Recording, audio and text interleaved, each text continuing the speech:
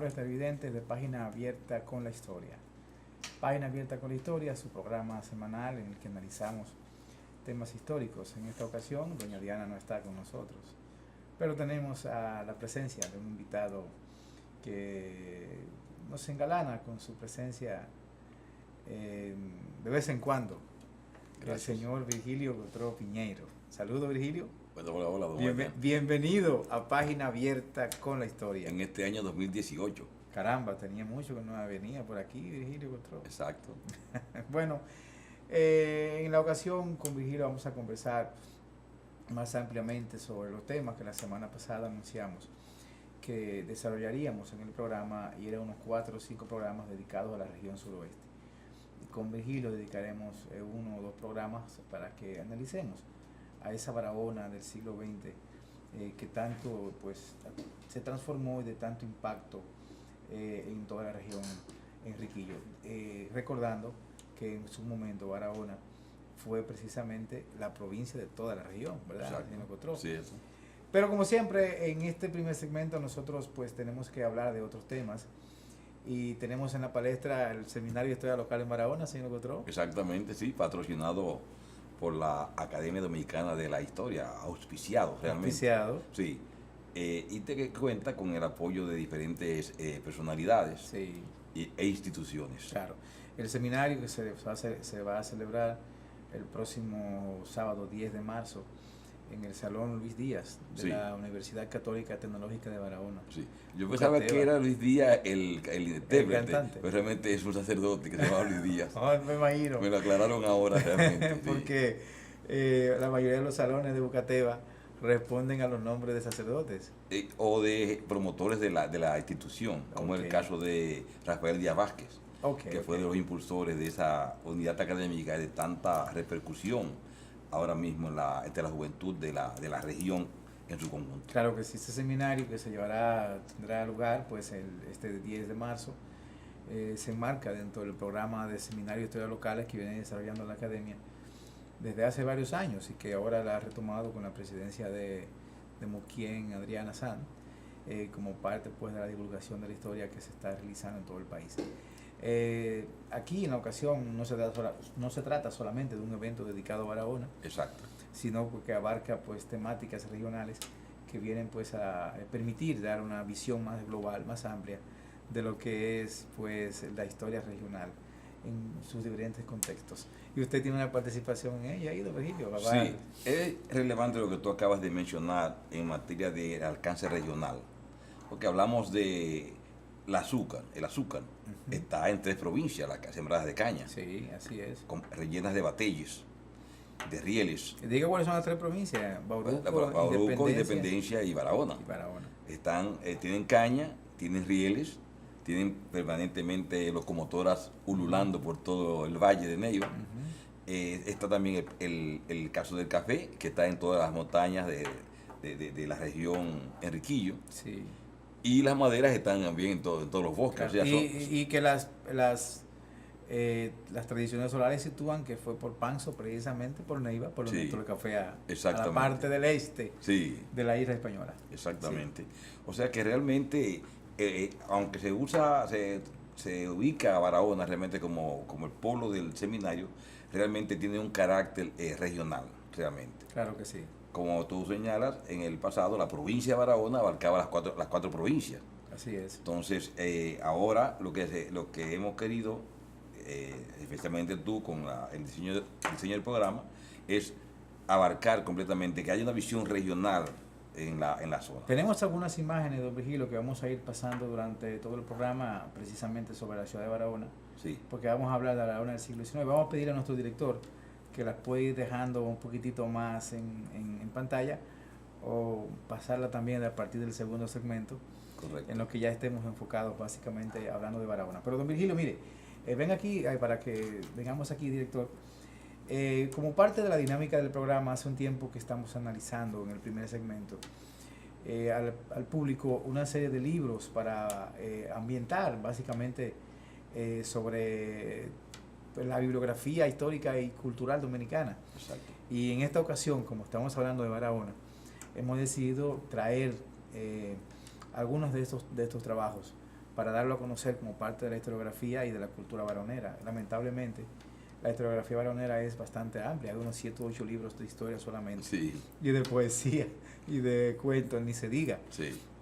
Uno de los más famosos que a usted le agrade, a mí también, es Juan del Campo, ¿verdad? Juan del Campo, cierto. De Ángel Augusto Suero.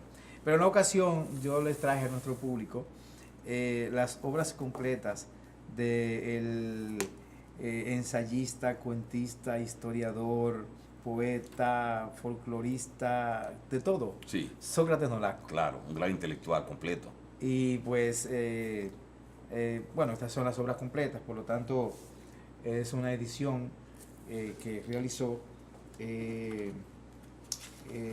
la Fundación Corripio. La Fundación Corripio las auspició como parte de la Biblioteca de Clásicos Dominicanos. Ya que lo denominen como parte de esa biblioteca es una gran satisfacción, claro, para el suroestano. Cierto. Principalmente que Sócrates Nolasco pues, desarrolló una obra literaria profundísima. Allí está pues el tomo 1, las obras completas de Sócrates Nolasco, que son 3 tomos que publicó la segunda es sobre ensayos históricos. Hay que resaltar que básicamente la obra de Sócrates Nolasco está muy matizada por costumbrismos y por la historia oral, sí, pero también ha estado bien documentada, claro, y pues profundiza en la restauración, en cultura popular, habla de personajes muy desconocidos como el caso de Ángel Félix. Cierto. Y también profundiza en un tema muy engorroso que los historiadores dominicanos han tratado con mucha dureza, sí, que es el caso de Pedro Florentino, sí, a quien hizo una investigación y hace, pues resalta con mucha precisión sus aportes y tratando de desmitificar a este personaje que ha sido tan vilipendiado sí, por muchos de los historiadores dominicanos y también de los de José de la Gándara, de el mismo Luperón, sí, en sus notas autobiográficas. Contradicciones. Sí, exacto.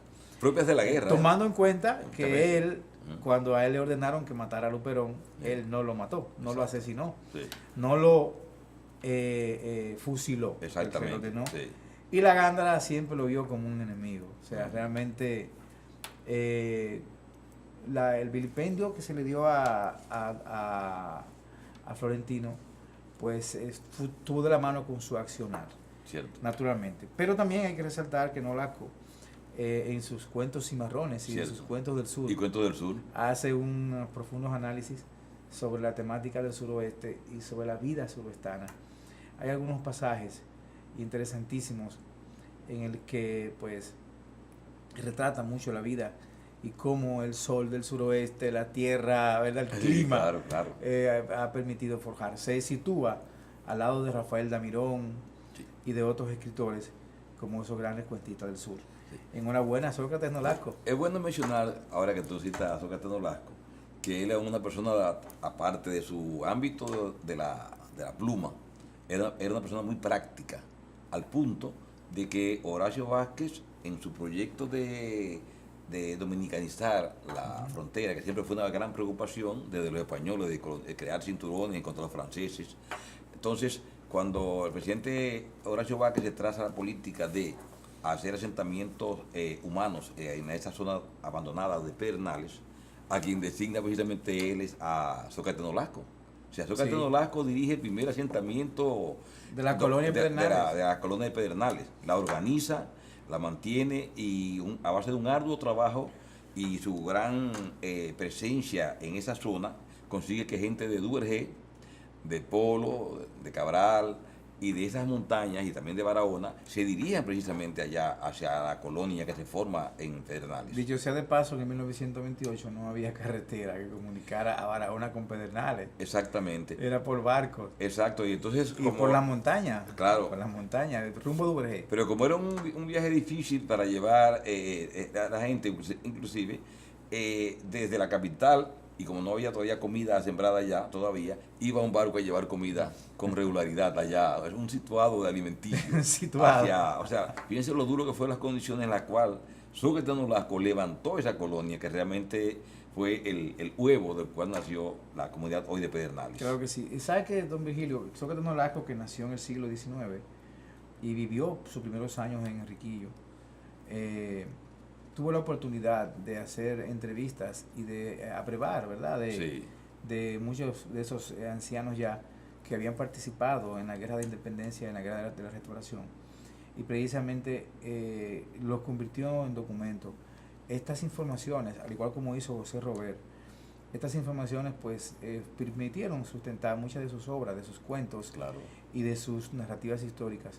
Y hoy pues son la base fundamental para entender ciertos procesos sociales del suroeste más allá de los documentos, porque la verdad es que él lo que hizo fue que entrevistó personas y participantes sobre esos sucesos. En adición a eso que tú señalas, como sabemos, él estuvo casado con doña Frérida de Nolasco, y ambos hicieron una labor de levantamiento en esas montañas, buscando viejitos, buscando décimas, buscando narraciones, y todo eso fue plasmado por un libro de doña Frérida, un libro bastante interesante realmente, donde ellos a viejitos le iban sacando décimas y escribiéndolas ahí mismo. Hay que imaginarse lo difícil que era a esa gente a veces recordarse de décimas adaptadas y que tenían que ver con estas luchas libertarias y con la cultura de por allá también. Ahora que usted lo menciona, precisamente en esos libros de Frérida de Nolasco, hay algunos detalles interesantes, por ejemplo, sobre la celebración de las fiestas patronales, que un comparativo de lo que son las fiestas patronales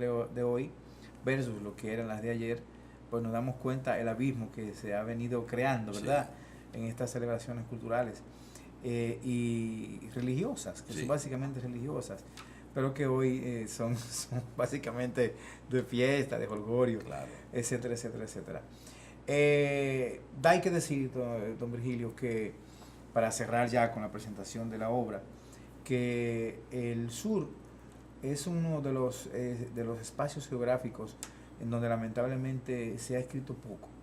Del Cibao y del este hay descripciones bastante detalladas, pero básicamente del Cibao, ¿no? Del este no tanto, de cómo era la vida, de cómo son los viajes, etcétera, la costumbre, pero del sur lamentablemente contamos con muy poco.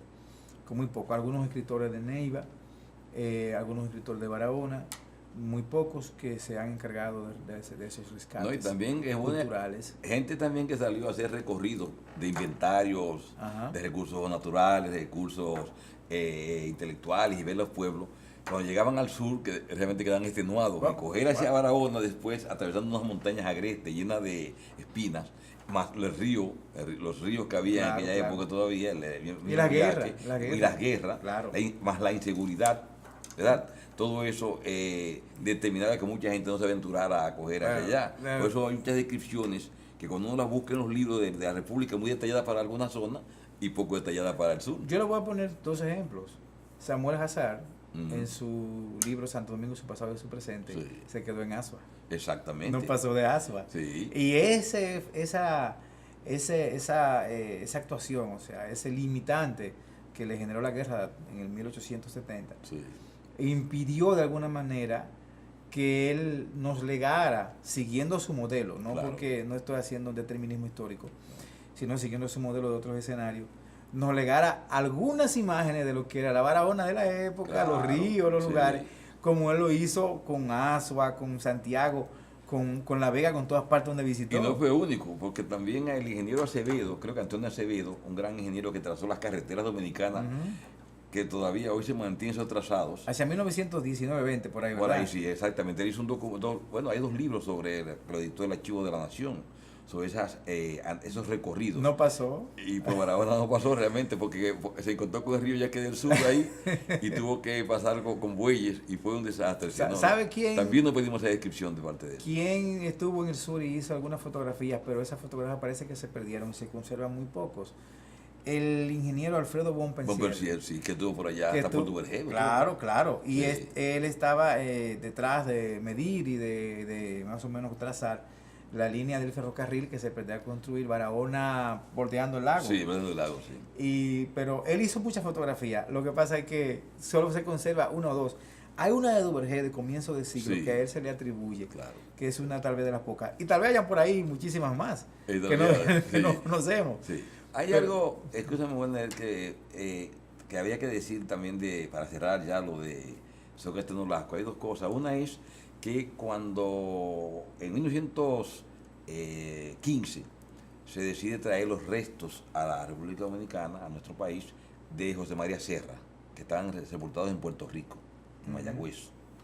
Entonces, instruye el canciller Bernardo Pichardo a Sócrates Nolasco que haga todo el levantamiento allá, y como él era un intelectual que tenía mucha... Él estaba realmente en San Juan, tenía mucho contacto con los círculos de San Juan de Puerto Rico, logró que allá se hiciera una muy buena actividad cultural, se le rindió un gran homenaje a Sócrates Nolasco, a José María Serra en sus restos, hubo desfiles, hubo actividades en el ayuntamiento y otras cosas.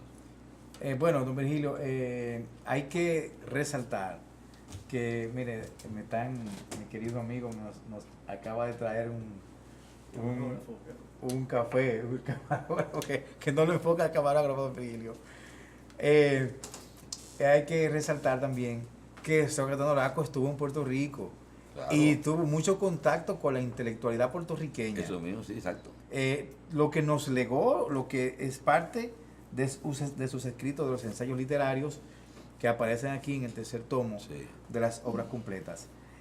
Yo sinceramente que situo a Sócrates Nolasco como la cúspide de las letras surestanas, sin dejar de lado pues a Rafael Damirón y a Ángel Augusto Suero, aunque Nolasco incursionó en una diversidad de temas y de áreas en la literatura, como es la historia, como es el cuento y como es la literatura. Entonces, pienso que debemos de retomar en nuestras escuelas, en nuestros espacios, a Sócrates Nolasco para que de alguna manera nos permita comprender más su obra y comprender más el sur. Una calle de la capital, creo que Sánchez Nolasco lleva su nombre. Pero en Barahona hay una calle con no tengo noción, realmente. Sería una buena oportunidad. Y en Enriquillo. Imagino que en Enriquillo sí, seguro. Sería bueno preguntar por ahí a alguien, no sé si a Google Maps o a quién, de que si hay una calle Sócrates Nolasco en estos lugares. Entonces, Virgilio, pero yo pienso que ya tenemos que retomar nuestro tema, que es Barahona en el siglo XX. Correcto. Ahí estamos en presencia de una Barahona que viene desarrollándose en el siglo XIX. Un breve resumen nos permite a nosotros situarnos en que en el 1881 este pueblo pasó a ser de una comunidad que era una sección, o una sección era una común, con muchas secciones pequeñas, a convertirse en cabeza de provincia, y no cualquier cabeza. Porque usted y yo hemos analizado que el ayuntamiento de Barahona, era disímil, puesto que controlaba incluso las aduanas. Mire, a diferencia de otros ayuntamientos, controlaba las entradas de aduanas como la de Tierra Nueva y las aduanas del puerto. Pero el puerto pasó por una serie de vicisitudes en el cual fue cerrado varias veces. Por su baja recaudación. Sí, claro. Y también se enfrentó a muchas situaciones relativas a falta de ingresos, falta de producción. Y así agarró el siglo XX a Barahona. Pero eso ya vamos a desarrollarlo en nuestros próximos 2 segmentos. Así que vamos a dar una pausa y regresamos en breve.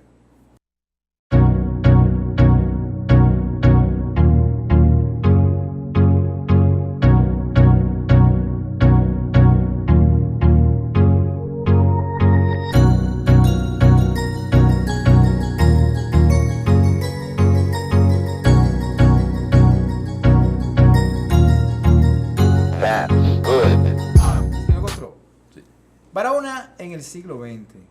¿Cómo encuentra el siglo XX Barahona? Bueno, a Barahona en los primeros, diríamos, 20 años del siglo pasado, ¿verdad? Había una importante producción y exportación de café, que eso era desarrollado por varios grupos, tanto de gente de la región como personas que hayan emigrado de otros países. Encontramos gente de corsos, encontramos españoles en estas montañas nuestras de la Sierra de Neiva, donde el café se expandió y se produjo un café de gran calidad debido a las condiciones climáticas. Una variedad de café que fue desde un principio muy apreciado en los mercados internacionales. Y uno de los más caros. Al punto de que en 1894 de Barahona sale una delegación a participar en ferias en Europa, las ferias de París y en otras ferias que se fueron celebrando en Europa. El café barahonero fue consiguiendo galardones. Eso está consignado en las gacetas oficiales de la época, de 1890 a 1900.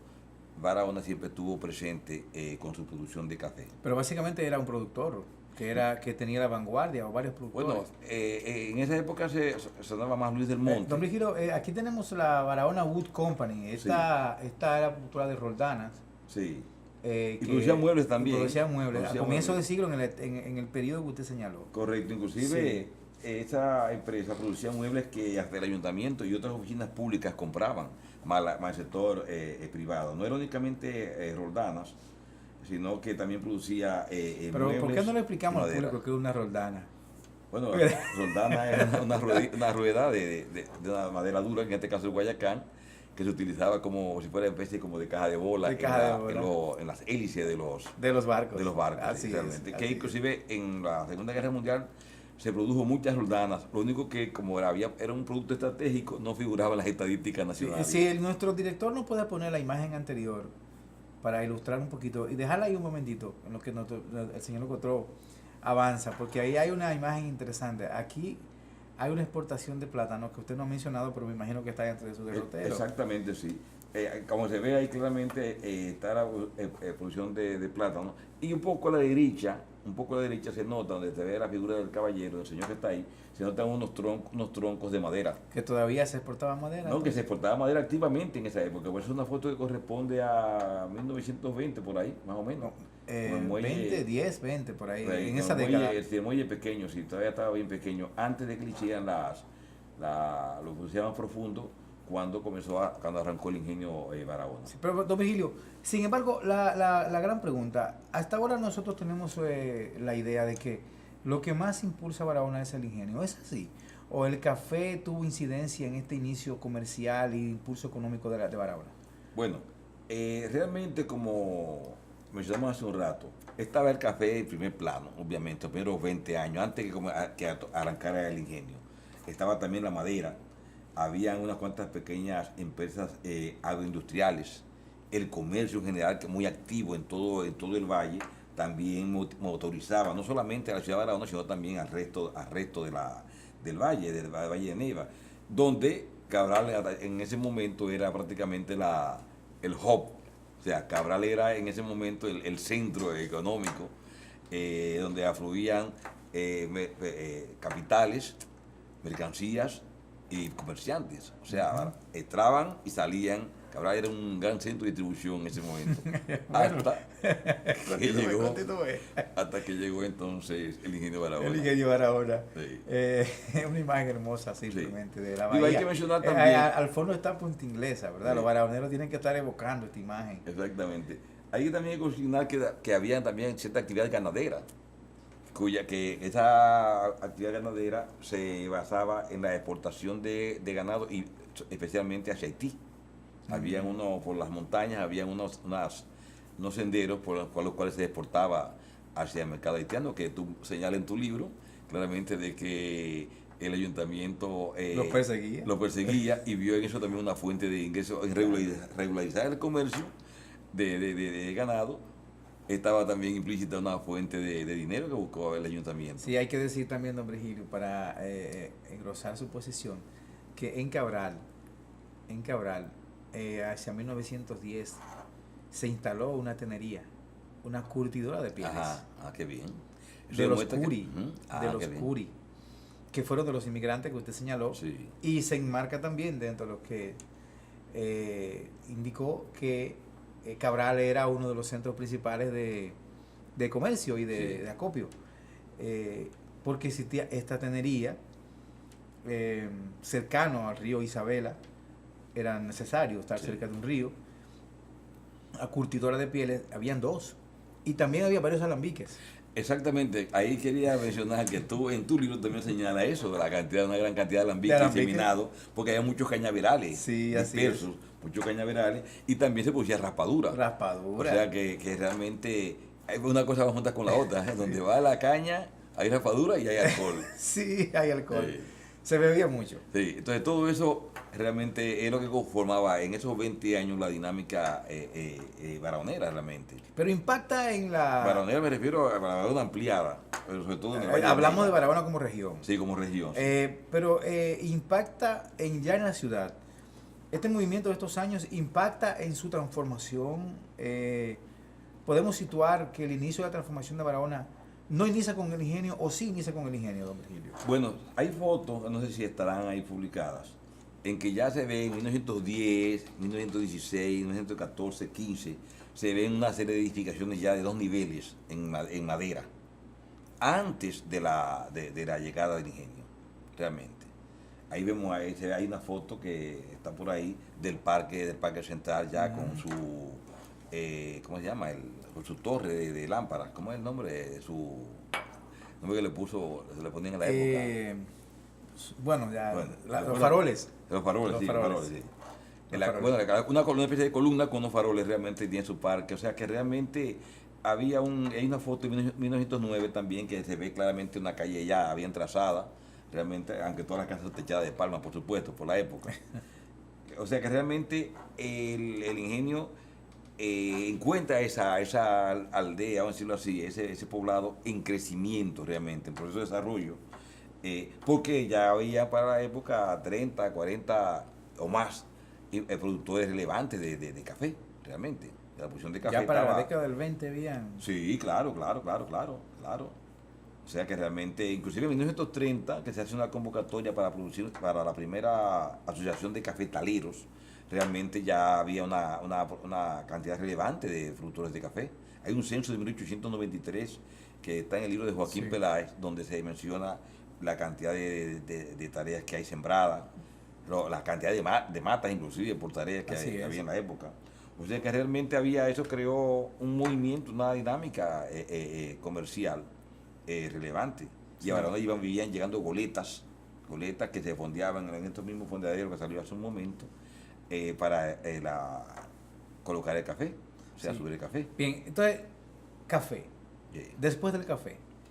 Bueno, estaba todavía la madera, porque inclusive en el libro creo que de Chardón, menciona mucho los recursos naturales de allá, por allá, aunque advirtiendo que la tasa de deforestación era demasiado elevada y que había que tratar de detenerla y combinarla con reforestación.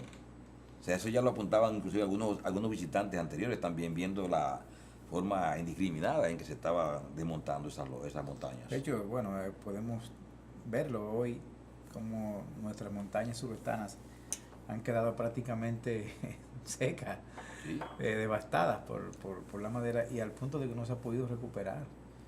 Esos guayacanes no han podido en casi 100 años resurgir. Fueron sometidos a una tasa tan fuerte de reforestación que no hubo forma. Claro, don Virgilio, el ingenio, ¿cómo el ingenio contribuye a transformar esta vida en Barahona, la vida urbana, la vida social, la vida de la gente? Y también ahí mismo, para ir conectando, ¿cómo fue la Barahona de la dictadura? Ajá. Fíjate, sabemos todos que el mundo en 1914-18 estuvo involucrado en la Segunda Guerra Mundial, en la Primera Guerra Mundial.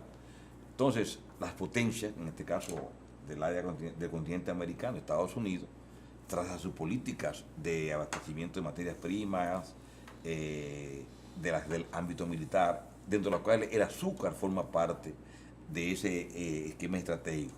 Y precisamente por eso la isla de Santo Domingo, o sea, Haití y República Dominicana, son ocupadas militarmente bajo el designio de producir azúcar en las Antillas, aprovecharse de las grandes sabanas que había en la parte este de la isla, o sea, en lo que hoy es República Dominicana, y utilizar la abundante mano de obra haitiana como braceros en esas grandes sabanas, en esos grandes cañaverales.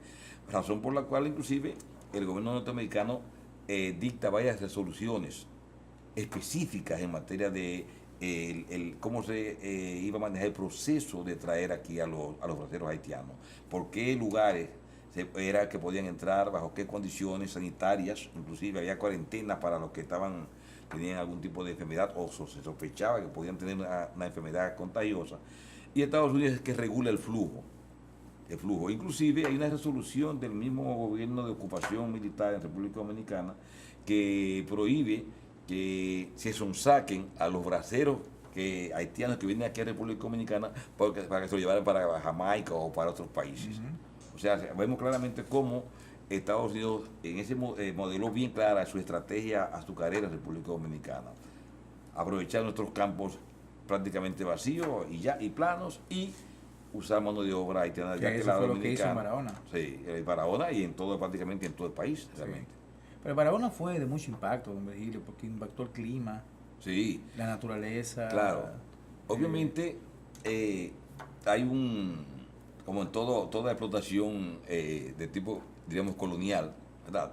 Un enclave orientado hacia la explotación de un recurso, en este caso producción de caña, no minero, sino producción de caña. Entonces eso hizo claramente que hubo que devastar todo el Valle de Neiva. Sí.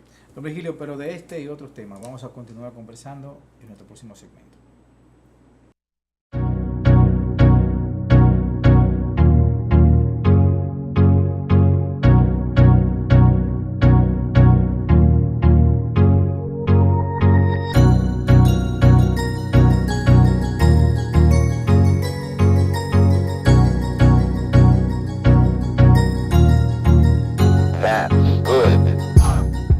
Conversando con Virgilio Gotro sobre esa Barahona del siglo XX.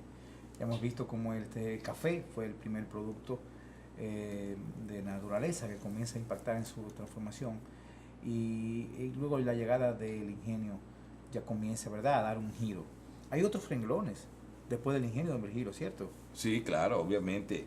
Como decíamos, también el mismo café, porque el asunto es que si viene el ingenio de Barahona como si fuera un aerolito que choca, impacta una zona. Realmente comienza a haber mucho dinero. O sea, muchos campesinos que tenían niveles de subsistencia muy precarios, prácticamente autosubsistencia, comienzan a manejar dinero. Comienza también ese núcleo, ese contingente tan grande de personas que al mismo tiempo, en 2 años, Barahona la población aumenta muchísimo. Vienen los braceros, vienen los ingleses, o sea, los isleños, y vienen también vienen cubanos, contingentes puertorriqueños, viene gente que sabe de azúcar de otras zonas del país y van hacia Barahona porque habían quizás encontrado mejores condiciones. O sea, y todo este flujo de personas que llega de repente necesita alimentarse. Entonces, obviamente, productores que anteriormente solamente producían para su consumo, comienzan entonces a producir para el mercado. Para un mercado ya hay una demanda que aumenta y eso contribuye realmente a un incremento en las actividades comerciales. Sí. Entonces no solamente se comercializaba comida, sino detrás de eso también, como esa gente tenía dinero también, comienzan también a producirse las ventas de mercancía y ahí comienzan entonces a llegar un flujo de árabes, de sirios, palestinos, libaneses, comienzan a radicarse en la zona porque hay un mercado. Hay un rasgo, don Virgilio, que me llama la atención, o algunos de ellos, varios rasgos. Primero, cómo realmente los recursos que fue generando el ingenio no se dispersaron en la gente los invirtió en Barahona. Sí. Y esto contribuye a crecer el pueblo, que nuestro director tiene varias imágenes ahí que quisiera que nos las fuera poniendo de cómo Barahona fue creciendo en el ámbito urbano. Aunque se repitan, no importa, podemos ir viéndolas. Claro. Cómo la economía del ingenio se queda en Barahona y contribuye a crecer en Barahona, pero irradió en otros pueblos. Realmente podemos decir que sí, que irradió en otros pueblos, como sí. Por ejemplo Tamayo. Claro, o sea, todo el valle de Neiva fue sembrado por unos 16, 18 centros nodales que llamamos Batelle, ¿verdad? Donde habían maquinarias, donde había equipo. ¿Cuántos? 35. O sea, 35 puntos focales diseminados en todo el valle, ¿verdad? Entonces, a su vez, dentro de cada uno de esos batalles había... Mire aquí la línea férrea, ¿verdad? Que fue trazándose. Para que la foto sale un poco extraña, pero realmente ese es ampliando el muelle, haciéndolo más profundo para que entren barcos de mayor calado, porque ocurría que con el muelle viejo, ocurría que entonces había que tener unos lanchones para poner ahí los sacos de café y sacarlos, no decía Marta Mar, pero sí afuera, bien lejos, retirado de la costa, porque los barcos no podían entrar. Entonces se dragó el muelle. Sí, permítame. O sea, en varias ocasiones, o sea, hubo varios cambios. Este es el aeropuerto de Barahona, sí. 1927. Exactamente, hace ya 80 y... Bueno, hace bastante. 91 años. Sí. Años. Uno de los primeros. El primero. De República Dominicana. Con tres aviones. Sí. Que por cierto, los accionistas principales... Allá al fondo vemos el teatro. Unión, sí. Pero los accionistas principales de la compañía aérea, por cierto, trabajaban en el ingenio de Barahona. En el ingenio. Y a su vez también tenían comercios en los batalles, que era un público cautivo. O sea, era una clientela cautiva que le permitió a ellos acumular grandes ganancias. Claro que sí. Sí. Don Virgilio, algunas imágenes que vamos a ver ahí marcan un proceso también que impactó en otras áreas de la provincia. Claro. Como es la extracción de sal. Sí. Principalmente en las salinas, a partir de la década de 1940. Exacto. No, y también la sal también y el yeso. Y también la caliza, porque inclusive en la producción de azúcar hay un momento que se usa determinada cantidad de cal. Bueno, aquí está la extracción de piedra de sal. Sí, piedra en las salinas. Sí, la mina de sal. La mina de sal. Sí, sí, como tú mencionabas hace un rato, el hecho de que el ingenio irrumpa con tecnologías agrícolas, ¿verdad? También el agua se distribuye mayormente. Antes muchas de las fincas de explotaciones agrícolas estaban vinculadas con el río, ¿verdad? Con el río y sus avenidas, ¿verdad? Sus desbordes, pero cuando el río bajaba también había muchos problemas en la agricultura de la zona. Entonces, la instalación del ingenio, que llena de canales, una parte relevante del Valle de Neiva, estimula a su vez también la producción de otros rubros. O sea, ahí es que vamos viendo. Entonces, a su vez, el hecho de que haya esa reacción de la agricultura del valle, ¿verdad? Y que se ve claramente la posibilidad de la tecnología agrícola que lleva automáticamente el ingenio, ¿verdad? La selección de variedad de caña, eso también sirve de estímulo a que los productores cafetaleros también, a su vez, busquen nuevas formas también de nuevas tecnologías para incrementar su producción y mejorar la calidad de sus productos. Mire, don Virgilio, hay un aspecto fundamental que es necesario que nosotros lo tratemos en el programa como parte de estos segmentos dirigidos a Barahona, pero en este programa no creo que nos dé el tiempo, ya estamos agotando nuestro último segmento, y es la vida de la gente y cómo se desarrolló la dinámica social, la alimentación, los clubes culturales y la dictadura, cómo vivía la gente de la dictadura y en la postdictadura, que usted tiene interesantes trabajos. Pero no podemos dejar de analizar en este programa, en este segmento, la Barahona de final del siglo XX y de comienzo del siglo XXI. ¿Qué tenemos hoy? ¿Cómo ha evolucionado? ¿Y qué está sucediendo en la Barahona después de que irrumpió el café que lo mantuvo con vida? Fue importantísimo para la vida de las comunidades de Polo, de Enriquillo y del mismo Barahona, pero hoy sabemos que está, ¿verdad?, en un proceso de degradación. Pero también hay otros factores. Yo quisiera que usted nos amplíe y qué nos espera en estos fenómenos que eran comienzos de siglo y qué ha pasado en el día de hoy. Precisamente detrás de ti hay un cuadro de una señora con un café. Ahí está detrás. Ahí está la señora con un café. Colectando café. Exactamente, la señora recolectando café. Lo cual demuestra la importancia del café en nuestra dinámica social realmente. No solamente de Barahona, sino también en varias partes del país. Ahí está la señora. Ahí está la señora. Exactamente. Lo cual demuestra su relevancia. Entonces, precisamente, diríamos, las 3 locomotoras que promovieron los 50 años, los años dorados de Barahona, del 1920 al 70, fueron precisamente el café, el azúcar, y después vino también el yeso. Aquí está el mercado, don Virgilio. Exactamente. Ya ese es el mercado inaugurado después de 1944. El 27 de febrero se inauguró. Sí, perfecto. Sí. Entonces, el hecho de que los 3 productos, y después se metió también el algodón, los 4 productos, pero especialmente el azúcar, el café y el yeso, productos agromineros, ¿verdad? Agromineros, prácticamente en los últimos 25 años del siglo pasado colapsan.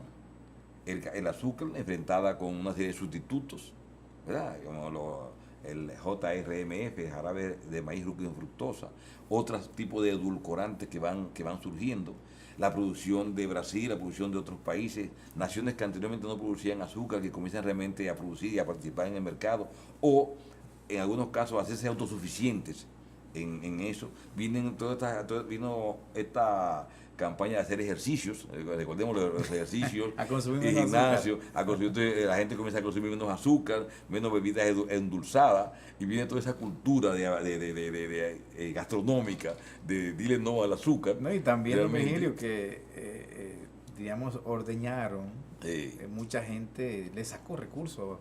Claramente. Y fueron poco a poco afectando. Claro, entonces van subiendo todas estas dinámicas nuevas ahora, ecológicas, ambientales, en las cuales realmente el azúcar se ocupa de muchas cosas. El azúcar y el aceite son los 2 enemigos número 1. ¿Y el café entonces? El café. Bueno, el café pasó, en el caso dominicano y en muchos países también, que los ciclones, en el caso dominicano, los ciclones durante... somos un país que está ubicado en el trópico, ¿verdad? Entonces cada 2 o 3 años, cuando se recuperaban los cafetales, venía un ciclón. Entonces los ciclones generalmente vienen aquí desde agosto o de septiembre a diciembre, que es la época de la cosecha del café, que el café está ya maduro, y precisamente cuando vienen todas estas brisas y todos estos ciclones, entonces los afectaban. Junto a eso está también que Trujillo, cada vez que quería dinero, le aplicaba impuestos al café. Importante. También el café tiene una estructura un poco monopólica en cuanto a su mercadeo y a su financiamiento. También es importante destacar eso. Y también el relevo en la producción. Y también, bueno, a raíz de cuando el café entra en esas crisis combinadas de ciclones, endeudamiento, era normal en el caso baronero, y me imagino que en otras partes del país, el quiebre. O sea, de gente que asumía costos durante un año, sembrando el café, mano de obra, pagando, y después cuando llegaba la época de cosecho, venía un ciclón, o venía una baja de precios a nivel internacional también. Eso era que todo eso influyó en que muchas fortunas articuladas al café, en el caso de la provincia de Barahona que estamos hablando, desaparecieran. Después entonces la actividad del café se puso cada vez más dura, y ahí entonces vinieron las enfermedades. Vinieron ahí la roya, vino la broca, vinieron otra. Esta imagen es muy comienzo del siglo XX. Sí, esa es de 1910 esa imagen. Sí. Ahí está, bueno, no se nos va a notar mucho. No se nota, pero está el farol. Sí, el farol. En el parque. Exactamente. O sea que el café dominicano fue descendiendo, no solamente en la región de Barahona, sino también así, en otras partes del país. Entonces, precisamente cuando se ponen las condiciones más duras en el café, es cuando hay menos capital y menos vocación de la generación de relevo. Ahí es que viene la parte esta que se menciona. Por eso es, don Virgilio, entonces, que vemos una Barahona de hoy prácticamente, que la iglesia vieja tenemos aquí al fondo también, don Virgilio. Sí, antes que hiciera la de 1926. 26. Les decía que por eso que nosotros vemos, por ejemplo, una Barahona que en la década del 60 o 70 estaba pues plagada, llena de almacenes, de tiendas de tela, de ropa. Claro. Y han desaparecido la mayoría. Sí, porque ocurrió también que mucha gente se dio cuenta que a tiempo de que el modelo agrominero comenzaba a perder dinamismo, y hubo gente que en ese momento emigraron hacia otra parte del país. Dos preguntas, don Virgilio, ya porque estamos cercanos al cierre. Dos preguntas. El impacto de la zona franca, el impacto de la capitalización del ingenio y el turismo. Ya no sé si nos enseña que tenemos que irnos, pero yo quiero que usted que nos dé un minuto por lo menos. Sí. ¿Qué ha pasado? Porque se ha vendido una Barahona que con la zona franca, con el nuevo ingenio, está bollante, pero es así. Sí, una vez en 1991 yo escribí un artículo en el periódico Hoy donde ponía Barahona con el aeropuerto, la zona franca, la planta de energía eléctrica nueva, Aeropuerto que está cerrado. No, está abierto. Está abierto, pero no funciona. Exactamente, está abierto con poco movimiento, vamos a decirlo así realmente. Entonces, realmente ahí vino la crisis internacional de la deuda internacional, de la deuda externa. O sea, el mundo ha pasado por varias crisis financieras también. O sea, muchos proyectos que se plasmaron para Barahona. Una fábrica de cemento se planteó una vez, no se hizo. El proyecto de las aguas termales. Tampoco se concretó. Ese proyecto iba caminando muy bien. Encontraron muchos escollos aquí a nivel de los organismos públicos y hasta también del Congreso Nacional. Hubo muchos escollos, muchas problemáticas, muchos ayuntamientos operando, creyéndose que se iban a hacer multimillonarios con ese proyecto. Y se retrasó el tiempo, y ya vino la crisis de 2008. Los inversionistas que tenían su dinero en Europa lo colocaron en estos mercados o quebraron en sus negocios que ellos tenían. También ahora se está hablando nuevamente del proyecto ya, pero bajo otra condición, sí, más pequeño. Y escúchame un segundito solamente. Dentro de todo este contexto que están, en el último segundo que nos quedan, está la pensamiento grande que es la gran esperanza. La esperanza. Yo no tengo mucha esperanza. Yo tengo mucha. No están trabajando ya, hay tractores y hay máquinas. No en su construcción, porque se va a hacer. Sí. Es en su impacto. No, el impacto pero es tremendo. Veremos lo que sucede en el futuro. Lo único es que creo, siempre he querido, don Virgilio, yo sé que usted no me va a contestar porque este es el cierre, sí, que hemos vivido un poquito de espalda a la realidad surestana. Me refiero al turismo. El Barahona, lamentablemente, no tiene esa gran vocación del turismo que se vende hoy. Y, sin embargo, tiene una gran vocación agrícola, la cual se le da de lado. Y siempre hemos negado la existencia de la posibilidad de que tengamos una economía agroindustrial. Y eso también podría ser una posibilidad. Pero ya hemos visto con Virgilio Contreras esta Barahona. En otro programa vamos a hablar ya de la gente, ya de cómo la dinámica de la gente se insertó en esos procesos. Será hasta otra entrega de Página Abierta con la Historia. Hasta la próxima.